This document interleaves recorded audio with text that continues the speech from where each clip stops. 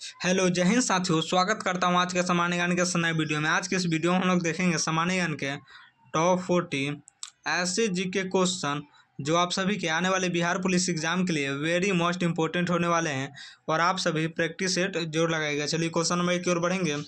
Question number 1 में पूछा रहा है 1942 के भारत छोड़ो आंदोलन के दौरान जयप्रकाश नारायण के साथ हजारीबाग जेल से भागने वाले नेताओं में निम्नलिखित में से कौन शामिल नहीं था।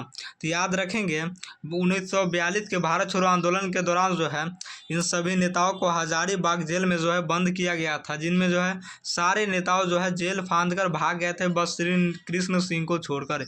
याद रखेंगे क्वेश्चन नंबर 1 का डी बिल्कुल सही जवाब हो जाएगा। कौन सा नेता शामिल नहीं था, तो श्री कृष्ण सिंह जो है शामिल नहीं था।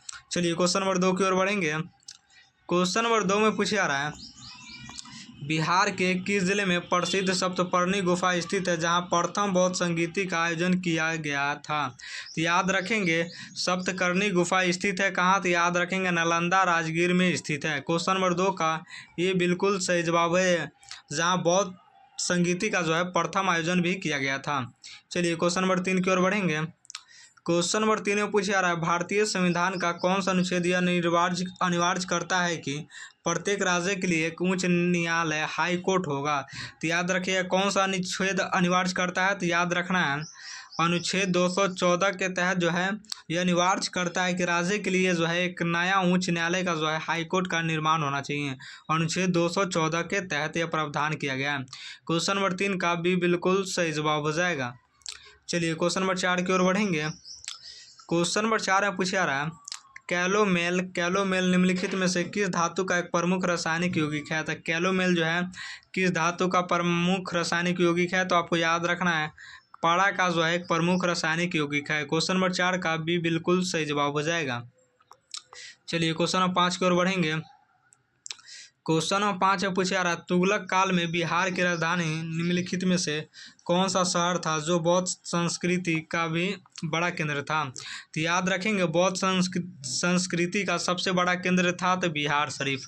क्वेश्चन नंबर 5 का भी बिल्कुल सही जवाब हो जाएगा बिहार शरीफ। बौद्ध संस्कृति का सबसे बड़ा केंद्र बिहार शरीफ। चलिए क्वेश्चन नंबर 6 की ओर बढ़ेंगे। क्वेश्चन नंबर 6 में पूछा रहा है भारत में राष्ट्रीय आय नेशनल इनकम की गणना पहली बार वैज्ञानिक आधार पर किस अर्थशास्त्री द्वारा की गई थी। तो याद रखेंगे भारत में जो है पहली बार गणना की वैज्ञानिक जो है आधार पर किस अर्थशास्त्री द्वारा की गई थी। तो याद रखेंगे राष्ट्रीय आय यानी कि नेशनल इनकम की गणना पहली बार वैज्ञानिक आधार पर किस अर्थशास्त्री द्वारा की गई थी। तो याद रखेंगे डॉक्टर BKRV राव के द्वारा की गई थी। राष्ट्रीय आय की गणना जो है डॉक्टर BKRV राव याद रखेंगे। क्वेश्चन नंबर 6 का भी बिल्कुल सही जवाब हो जाएगा। चलिए क्वेश्चन नंबर 7 की ओर बढ़ेंगे। क्वेश्चन नंबर 7 में पूछा रहा है मानव शरीर की किस ग्रंथि को जैविक घड़ी बायोलॉजिकल क्लॉक कहा जाता है जो सोने जागने के चक्र को नियंत्रित करती है। मानव शरीर की किस ग्रंथि को जैविक घड़ी कहा जाता है जो सोने जागने के चक्र को नियंत्रित करती है। तो याद रखिएगा सोने जागने के चक्र को नियंत्रित करती है कौन सी, तो याद रखेंगे पीनियल ग्रंथि जो है आपको सोने जागने के चक्र को जो है नियंत्रित करती है। क्वेश्चन नंबर 7 का बिल्कुल सही जवाब हो जाएगा, इसे जैविक घड़ी कहते हैं। चलिए क्वेश्चन नंबर 8 की ओर बढ़ेंगे। क्वेश्चन नंबर 8 में पूछा रहा है बिहार के किस मैदानी भाग में सर्वाधिक चौड़ या मन गोखुर झीलें जैसे प्राकृतिक जल संचार संरचनाएं पाई जाती है। तो याद रखेंगे गोखुर झीलें जैसी प्राकृतिक जल संरचनाएं पाई जाती है उत्तर बिहार का मैदान में। याद रखेंगे सर्वाधिक चौड़ या मन जो है गोखुर झीलें जैसी संरचना जो है उत्तर बिहार का मैदान में पाई जाती है। क्वेश्चन नंबर 8 का ये बिल्कुल सही जवाब हो जाएगा। चलिए क्वेश्चन नंबर 9 की ओर बढ़ेंगे। क्वेश्चन नंबर 9 में पूछा रहा है आधुनिक इतिहास 1765 ईस्वी में इलाहाबाद की संधि के बाद रॉबर्ट क्लाइव ने बिहार का नायब दीवान किसे नियुक्त किया था। तो याद रखेंगे रॉबर्ट क्लाइव ने बिहार का नायब दीवान किसे नियुक्त किया था, तो आपको याद रखना है मोहम्मद रजा खान को जो है नियुक्त किया था। क्वेश्चन नंबर 9 का भी बिल्कुल सही जवाब हो जाएगा। चलिए क्वेश्चन नंबर 10 की ओर बढ़ेंगे। क्वेश्चन नंबर 10 में पूछा जा रहा है यदि किसी माध्यम का तापमान बढ़ता है तो उस माध्यम में ध्वनि की चाल पर क्या प्रभाव पड़ता है। तो याद रखेंगे ध्वनि की चाल पर क्या प्रभाव पड़ता है, तो आपको याद रखना है ध्वनि की चाल जो है बढ़ जाती है। यदि किसी माध्यम का तापमान जब बढ़ता है ना तो उसकी माध्यम ध्वनि की चाल पर जो है ध्वनि की चाल जो है बढ़ जाती है। क्वेश्चन नंबर 10 का भी बिल्कुल सही जवाब हो जाएगा। चलिए क्वेश्चन नंबर 11 की ओर बढ़ेंगे।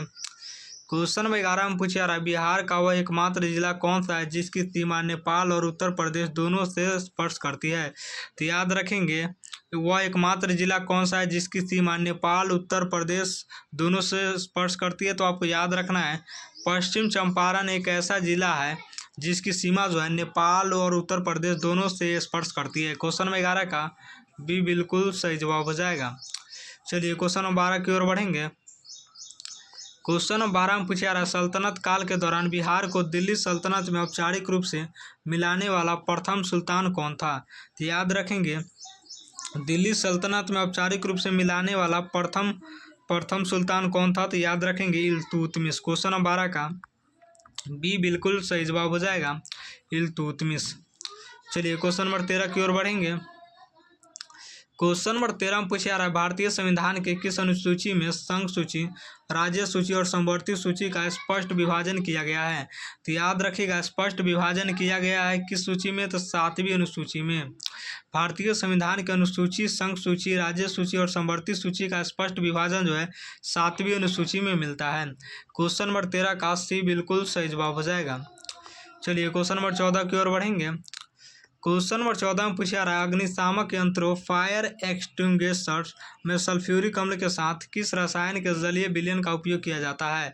तो फायर एक्सटिंग्विशर में सल्फ्यूरिक अम्ल के साथ किस रसायन के जलीय विलयन का उपयोग किया जाता है। तो याद रखें किस रासायनिक जलीय विलयन का उपयोग किया जाता है, तो सोडियम बाइकार्बोनेट का उपयोग किया जाता है। अग्निशामक यंत्रों में जो है सल्फ्यूरिक अम्ल के साथ जो है सोडियम बाइकार्बोनेट का उपयोग किया जाता है। क्वेश्चन नंबर 14 का ये बिल्कुल सही जवाब हो जाएगा। चलिए क्वेश्चन नंबर 15 की ओर बढ़ेंगे। क्वेश्चन नंबर 15 में पूछा रहा है बिहार में बलसुंदरी मिट्टी मुख्य रूप से किस क्षेत्र में पाई जाती है और यह किस फसल के सबसे उपयुक्त है, किस फसल के लिए सबसे उपयुक्त है।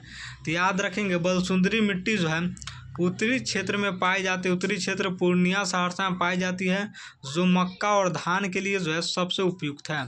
क्वेश्चन नंबर 15 का ये बिल्कुल सही जवाब हो जाएगा। चलिए क्वेश्चन नंबर 16 की ओर बढ़ेंगे।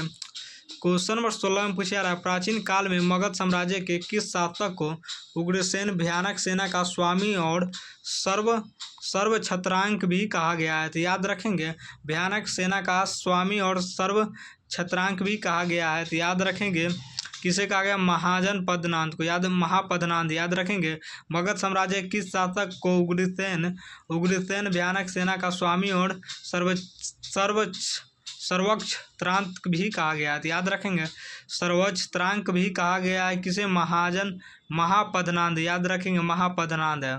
क्वेश्चन नंबर 16 का सी बिल्कुल सही जवाब हो जाएगा। चलिए क्वेश्चन नंबर 17 की ओर बढ़ेंगे। क्वेश्चन नंबर 17 में पूछा रहा है भारतीय राष्ट्रीय कांग्रेस के किस अधिवेशन में बिहार के राजकुमार शुक्ल ने गांधी जी से मुलाकात कर चंपारण के किसानों की समस्या उठाई थी। तो याद रखेंगे चंपारण के किसानों की समस्या उठाई थी 1916 के लखनऊ अधिवेशन के तहत उठाई थी। भारतीय राष्ट्रीय कांग्रेस के किस अधिवेशन में बिहार के राजकुमार शुक्ल ने गांधी जी से मुलाकात कर चंपारण के किसानों की समस्या उठाई थी 1916 का लखनऊ अधिवेशन के तहत उठाई थी। क्वेश्चन नंबर 17 का भी बिल्कुल सही जवाब हो जाएगा। चलिए क्वेश्चन नंबर 18 की ओर बढ़ेंगे। क्वेश्चन नंबर 18 में पूछा रहा है ग्रैंड बैंक और जॉर्जस बैंक जो दुनिया के सबसे प्रमुख मत्स्य पालन केंद्र है किस महासागर में स्थित है। तो याद रखेंगे जॉर्जस बैंक जो दुनिया का सबसे प्रमुख मत्स्य पालन केंद्र जो है किस महासागर में स्थित है। तो याद रखेंगे उत्तर अटलांटिक महासागर में स्थित है। क्वेश्चन नंबर 18 का ये बिल्कुल सही जवाब हो जाएगा। चलिए क्वेश्चन नंबर 19 की ओर बढ़ेंगे। क्वेश्चन नंबर 19 से पूछा रहा है मानव नेत्र के किस भाग पर किसी वस्तु का प्रतिबिंब हमेशा उल्टा, वास्तविक और छोटा बनता है। मानव क्षेत्र के किस भाग पर किसी वस्तु का प्रतिबिंब हमेशा उल्टा, वास्तविक और छोटा बनता है। तो याद रखेंगे रेटिना दृष्टि पटल का जो प्रतिबिंब होता है वो हमेशा क्या होता है, उल्टा और वास्तविक और छोटा बनता है। क्वेश्चन 19 का सी बिल्कुल सही जवाब हो जाएगा। चलिए क्वेश्चन 20 की ओर बढ़ेंगे। क्वेश्चन नंबर 20 में पूछा रहा है बिहार पंचायती राज अधिनियम 2006 के तहत ग्राम पंचायत के गठन के लिए न्यूनतम कितनी जनसंख्या का होना आवश्यक है? तो याद रखेंगे न्यूनतम कितना जनसंख्या का होना आवश्यक है, तो याद रखेंगे 7,000 जनसंख्या का होना आवश्यक है। क्वेश्चन नंबर 20 का बी बिल्कुल सही जवाब हो जाएगा। चलिए क्वेश्चन नंबर 21 की ओर बढ़ेंगे। क्वेश्चन नंबर 21 में पूछा जा रहा है, निम्नलिखित में से कौन सा एंजाइम मानव की जठर ग्रंथि गैस्ट्रिक ग्लैंड द्वारा स्रावित होता है जो प्रोटीन को पेप्टोन में बदलता है? निम्नलिखित में से कौन सा एंजाइम मानव की जठर ग्रंथि द्वारा स्रावित होता है जो प्रोटीन को पेप्टोन में बदलता है? तो याद रखेंगे प्रोटीन को पेप्टोन में बदलता है, तो याद रखेंगे पेप्सिन। क्वेश्चन नंबर 21 का सी बिल्कुल सही जवाब हो जाएगा। चलिए क्वेश्चन नंबर 22 की ओर बढ़ेंगे। क्वेश्चन नंबर 22 में पूछा रहा है, दिल्ली के किस मुगल बादशाह ने वर्ष 1621 में अपने पोते शाहजादा परवेज को बिहार का सूबेदार नियुक्त किया था? तो याद रखिएगा सूबेदार किसने नियुक्त किया था, तो आपको याद रखना है जहांगीर। किस मुगल बादशाह ने वर्ष 1621 में अपने पोते शाहजादा परवेज को जो है बिहार का सूबेदार नियुक्त किया था? जहांगीर ने। क्वेश्चन नंबर 22 का बी बिल्कुल सही जवाब हो जाएगा। चलिए क्वेश्चन नंबर 23 की ओर बढ़ेंगे। क्वेश्चन नंबर 23 में पूछा जा रहा है, भारत के किस संविधान संशोधन अधिनियम द्वारा मतदान की न्यूनतम आयु को 21 वर्ष से घटाकर 18 वर्ष किया गया था? भारत के किस संविधान संशोधन अधिनियम द्वारा मतदान की न्यूनतम आयु को 21 वर्ष से घटाकर 18 वर्ष किया गया था? तो याद रखेंगे न्यूनतम आयु 21 वर्ष से घटाकर 18 वर्ष किया गया था। किस संशोधन के तहत? याद रखेंगे 61वां संशोधन के तहत किया गया था। क्वेश्चन नंबर 23 का सी बिल्कुल सही जवाब हो जाएगा। चलिए क्वेश्चन नंबर 24 की ओर बढ़ेंगे। क्वेश्चन नंबर 24 में पूछा जा रहा है, बिहार में बहने वाली कमला नदी नेपाल की किस प्रसिद्ध पहाड़ी श्रेणी से निकलकर बिहार के जयनगर में प्रवेश करती है? तो याद रखिएगा बिहार में बहने वाली कमला नदी नेपाल की किस प्रसिद्ध पहाड़ी श्रेणी से निकलकर बिहार के जयनगर में प्रवेश करती है? तो याद रखेंगे महाभारत श्रेणी से जो है निकलकर बिहार के जयनगर में प्रवेश करती है। क्वेश्चन नंबर 24 का भी बिल्कुल सही जवाब हो जाएगा। चलिए क्वेश्चन नंबर 25 की ओर बढ़ेंगे। क्वेश्चन नंबर 25 में पूछा जा रहा है, रासायनिक रूप से सफ़ेद कशिश निम्नलिखित में किसे कहा जाता है? तो याद रखेंगे रासायनिक रूप से सफ़ेद कशिश जो है किसे कहा जाता है? तो आपको याद रखना है जिंक सल्फेट को कहा जाता है। क्वेश्चन नंबर 25 का भी बिल्कुल सही जवाब हो जाएगा। चलिए क्वेश्चन नंबर 26 की ओर बढ़ेंगे। क्वेश्चन नंबर 26 में पूछा जा रहा है, प्रसिद्ध ऐतिहासिक पुस्तक तारीख फिरोज शाही के लेखक कौन है जिससे सल्तनत काल के इतिहास की जानकारी मिलती है? प्रसिद्ध ऐतिहासिक पुस्तक तारीख फिरोज शाही के लेखक कौन है जिससे सल्तनत काल के इतिहास की जानकारी मिलती है? याद रखेंगे इतिहास की जानकारी मिलती है किनसे? तो जियाउद्दीन वर्नी से। तारीख फिरोज शाही के लेखक कौन है? तो जियाउद्दीन वर्नी है, जिससे जो है सल्तनत काल के इतिहास की जो है जानकारी मिलती है। क्वेश्चन नंबर 26 का बी बिल्कुल सही जवाब हो जाएगा। चलिए क्वेश्चन नंबर 27 की ओर बढ़ेंगे। क्वेश्चन नंबर 27 में पूछा जा रहा है, वर्ष 1908 में मुजफ्फरपुर बम कांड के आरोपी खुदीराम बोस को किस तिथि को फांसी दी गई थी? तो याद रखेंगे किस तिथि को फांसी दी गई थी, तो आपको याद रखना है 11 अगस्त 1908 को फांसी दी गई थी। क्वेश्चन नंबर 27 का भी बिल्कुल सही जवाब हो जाएगा। चलिए क्वेश्चन नंबर 28 की ओर बढ़ेंगे। क्वेश्चन नंबर 28 में पूछा जा रहा है, भारतीय संसद के किसी भी सदन की बैठक आयोजित करने के लिए आवश्यक गणपूर्ति कुल सदस्य संख्या का कितना भाग होना चाहिए? तो याद रखिए कुल सदस्य का कितना भाग होना चाहिए, तो आपको याद रखना 1/10 भाग होना चाहिए। क्वेश्चन नंबर 28 का भी बिल्कुल सही जवाब हो जाएगा। चलिए क्वेश्चन 29 की ओर बढ़ेंगे। क्वेश्चन 29 से पूछा जा रहा है, पारिस्थितिक तंत्र इकोसिस्टम में एक पोषण स्तर से दूसरे पोषण स्तर तक केवल कितने प्रतिशत ऊर्जा का स्थानांतरण होता है? तो याद रखेंगे कितने प्रतिशत तक ऊर्जा का स्थानांतरण होता है, तो आपको याद रखना है 10% तक जो है ऊर्जा का स्थानांतरण होता है। क्वेश्चन 29 का सी बिल्कुल सही जवाब हो जाएगा। चलिए क्वेश्चन नंबर 30 की ओर बढ़ेंगे। क्वेश्चन नंबर 30 में पूछा जा रहा है बिहार का बरौनी तेल शोधक कारखाना बरौनी रिफाइनरी किस देश के तकनीकी सहयोग से वर्ष 1964 में स्थापित किया गया था। तो याद रखिएगा किस देश के तकनीकी सहयोग से जो है वर्ष 1964 में स्थापित किया गया था। तो आपको याद रखना है सोवियत संघ रूस के सहयोग से जो है 1964 में स्थापित किया गया था। क्वेश्चन नंबर 30 का बी बिल्कुल सही जवाब हो जाएगा। चलिए क्वेश्चन नंबर 31 की ओर बढ़ेंगे।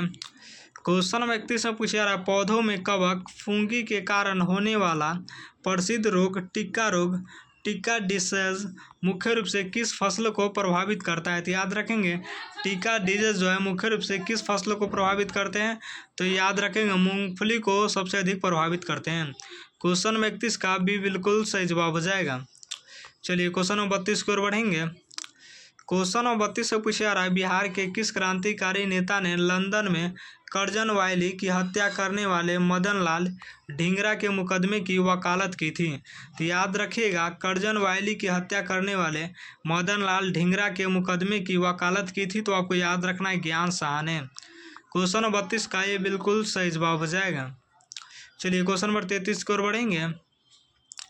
क्वेश्चन नंबर 33 से पूछा जा रहा है भारतीय संविधान के किस अनुच्छेद के अंतर्गत अंतर्राज्यीय परिषद इंटर स्टेट काउंसिल के गठन का प्रावधान राष्ट्रपति द्वारा किया जाता है। तो याद रखेंगे राष्ट्रपति द्वारा किया जाता है अनुच्छेद 263 के तहत। अंतर्राज्यीय परिषद के गठन का प्रावधान जो है अनुच्छेद 263 के तहत किया जाता है। किसके द्वारा? तो राष्ट्रपति द्वारा किया जाता है। क्वेश्चन नंबर 33 का भी बिल्कुल सही जवाब हो जाएगा। चलिए क्वेश्चन नंबर 34 की ओर बढ़ेंगे। क्वेश्चन नंबर 34 से पूछा जा रहा है यदि एक लिफ्ट ऊपर की ओर समान त्वरण से जा रही हो तो लिफ्ट में स्थित व्यक्ति के आभासी भार पर क्या प्रभाव पड़ेगा। तो याद रखेंगे लिफ्ट में बैठे व्यक्ति के आभासी भार पर जो है क्या प्रभाव पड़ेगा। तो याद रखेंगे भार जो है बढ़ जाएगा। क्वेश्चन नंबर 34 का भी बिल्कुल सही जवाब हो जाएगा। चलिए क्वेश्चन नंबर 35 की ओर बढ़ेंगे। क्वेश्चन नंबर 35 से पूछा जा रहा है बिहार के गया जिले में स्थित प्रसिद्ध विष्णुपद मंदिर का निर्माण इंदौर की किस प्रसिद्ध महारानी द्वारा करवाया गया था। तो याद रखेंगे इंदौर की किस प्रसिद्ध महारानी द्वारा करवाया गया था। तो आपको याद रखना अहिल्याबाई होलकर द्वारा करवाया गया था। क्वेश्चन नंबर 35 का भी बिल्कुल सही जवाब हो जाएगा। चलिए क्वेश्चन नंबर 36 की ओर बढ़ेंगे। क्वेश्चन नंबर 36 से पूछा जा रहा है दिल्ली सल्तनत का वह कौन सा सुल्तान था जिसने फसलों के मूल्यांकन के लिए बटाई प्रणाली शेयरिंग सिस्टम को हटाकर नस्क प्रणाली लागू की थी। तो याद रखेंगे शेयरिंग सिस्टम को हटाकर नस्क प्रणाली लागू की थी किसने। तो याद रखेंगे गयासुद्दीन तुगलक ने की थी। क्वेश्चन नंबर 36 का भी बिल्कुल सही जवाब हो जाएगा। चलिए क्वेश्चन नंबर 37 की ओर बढ़ेंगे। क्वेश्चन नंबर 37 से पूछा जा रहा है रासायनिक तत्वों की आवर्त सारणी में हैलोजन परिवार को किस समूह के अंतर्गत रखा गया है। तो हैलोजन परिवार को जो है किस समूह के अंतर्गत रखा गया है। तो याद रखेंगे समूह 17 के अंतर्गत रखा गया है। क्वेश्चन नंबर 37 का भी बिल्कुल सही जवाब हो जाएगा। चलिए क्वेश्चन नंबर 38 की ओर बढ़ेंगे। क्वेश्चन नंबर 38 से पूछा जा रहा है वर्ष 1940 में फॉरवर्ड ब्लॉक की अखिल भारतीय समझौता विरोधी सम्मेलन का आयोजन बिहार के किस स्थान पर किया गया था। तो याद रखेंगे अखिल भारतीय समझौता विरोधी सम्मेलन का आयोजन बिहार के किस स्थान पर रखा गया था। तो रामगढ़ अब झारखंड में रखा गया है। याद रखेंगे रामगढ़ में रखा गया था। अब कहाँ है? झारखंड में। याद रखेंगे क्वेश्चन नंबर 38 का भी बिल्कुल सही जवाब हो जाएगा। चलिए क्वेश्चन 39 की ओर बढ़ेंगे। क्वेश्चन 39 से पूछा जा रहा है भारतीय रिजर्व बैंक RBI द्वारा जब नगद आरक्षित अनुपात CRR में वृद्धि की जाती है तो बाजार की तरलता मनी सप्लाई पर क्या प्रभाव पड़ता है। तो याद रखेंगे CRR में जब वृद्धि की जाती है तो बाजार की तरलता मनी सप्लाई पर क्या प्रभाव पड़ता है। तो याद रखेंगे बाजार में तरलता जो है घटती है। क्वेश्चन 39 का भी बिल्कुल सही जवाब हो जाएगा। चलिए क्वेश्चन नंबर 40 की ओर बढ़ेंगे। क्वेश्चन नंबर 40 से पूछा जा रहा है बिहार के उत्तर पूर्वी भागों में जैसे किशनगंज पूर्णिया मुख्य रूप से किस प्रकार की जलवायु पाई जाती है जो जूट की खेती के लिए सर्वोत्तम है। तो याद रखेंगे जूट की खेती के लिए सर्वोत्तम है। तो याद रखेंगे आर्द्र उप आर्द्र मानसून क्लाइमेट्स जो है जो जूट की खेती के लिए जो है सर्वोत्तम है। क्वेश्चन नंबर 40 का डी बिल्कुल सही जवाब हो जाएगा। और 40 में से आप सभी का कितना सही हुआ कमेंट जरूर कीजिएगा।